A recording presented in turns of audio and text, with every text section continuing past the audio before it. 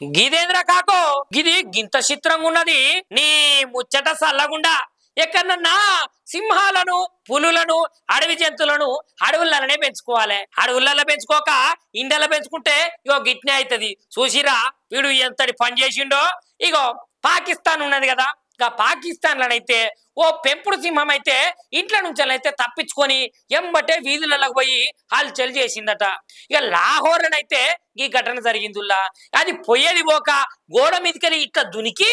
అక్కడ ఎదురుగా వస్తున్నటువంటి మహిళ ఎవరైతే ఉంటారో ఆ మహిళ మీదనైతే అమాంతం పడ్డదట ఇక అమాంతం పడంగానే ఏమైంది ఆ మహిళనైతే కొరికిందట ఆమె పక్కపొంటి ఇద్దరు పొల్లగాళ్ళు ఉంటే ఆ పొల్లగాళ్ళను కూడా ఏడు కాడికి బీకేసరికి వాళ్ళకైతే మస్తు గాయాలైనట ఇక కొంచెం వాళ్ళు అటో ఇటో అన్నట్టే ఉన్నారట అరే ఓ బద్మాష్గా అడవిళ్ళల్లో ఉండేటువంటి జంతువులను ఇంటికాడ తెచ్చుకొని పెంచుకుంటే అవి ఆకలికి ఆగక నువ్వు పెట్టే తిండి వాడి తినక ఇగో గిట్లా తయారైతుంది ఇక అక్కడ ఉన్నటువంటి పోలీసు సిబ్బంది అయితే ఎంబటే అక్కడికి వచ్చి వాడిని అరెస్ట్ చేసి ఆ సింహాన్ని అయితే జూ పార్క్ లకు పంపించిరట చూసిరా జనాలు ఎక్కడ ఉండే జంతువులను అక్కడనే ఉంచాలి అవి మంచిగానే ఉన్నాయి మంచిగా చేసుకుందాము అని ఊళ్ళ మీదకి తీసుకొచ్చిరనుకో ఇగో గిట్లా జరుగుతుంది